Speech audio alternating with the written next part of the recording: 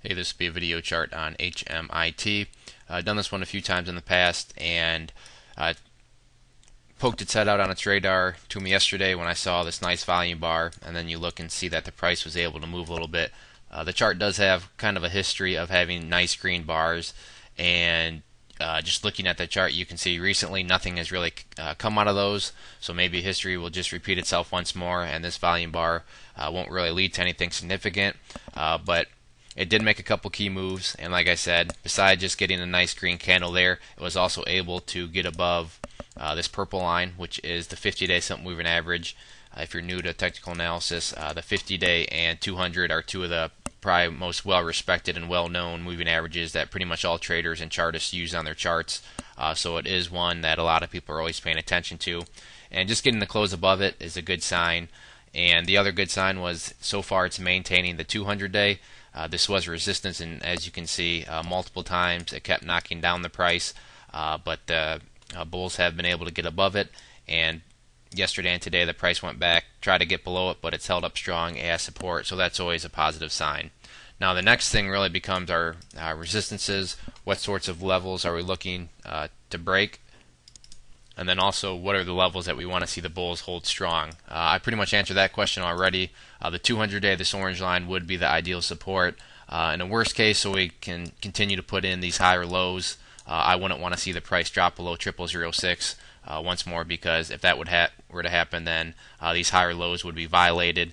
And as you can see right now, we do have the beginning of what will hopefully be an uptrend, but in order for this uptrend to maintain itself, it's going to have to keep putting in higher lows. So ideally the 200-day, this orange line, as a support, but kind of worst case, we really want to see the 0006 hold so that we can keep this uptrend going and hopefully pushing upwards. Now for resistances, yes, this 50-day and 200-day were, but looking at the past price history, the one that really sticks out, both as a technical level and a psychological one, is going to be the 0.001. I'll map out what I see here, and it should make sense. But first off, it's usually just a psychological. Well, let me get it lined up there correctly first. There we go.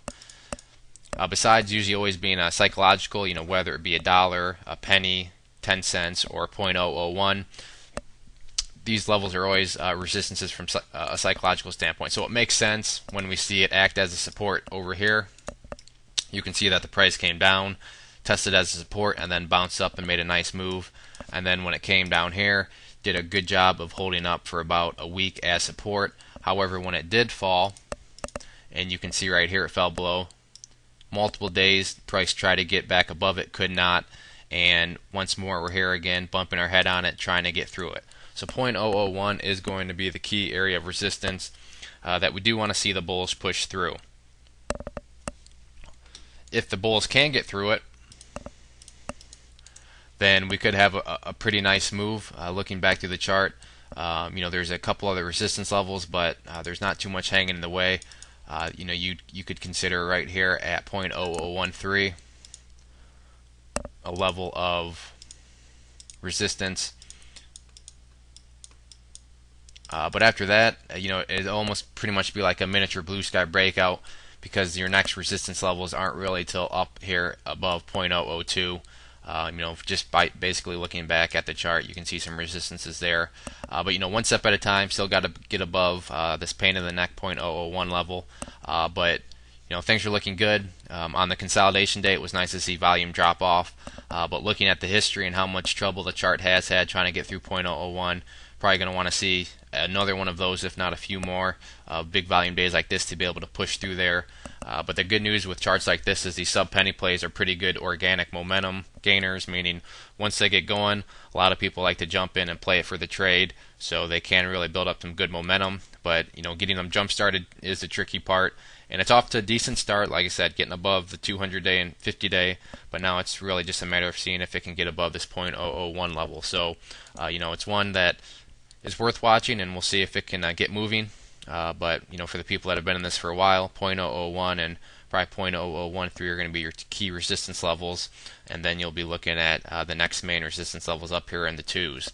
So if there are any other questions on the chart, please let me know. If not, I'd encourage you to check out bullwarriorstocks.com. If you go there and sign up for the free newsletter, you'll be sent a free ebook, and with your newsletter subscription, you'll get chart setups, trade ideas, educational pieces, all sorts of things from big boards down to penny stocks. So there's a good variety of something for everybody. It's all free, so it's worth at least signing up and checking out. One more time, this was HMIT. Thanks for listening.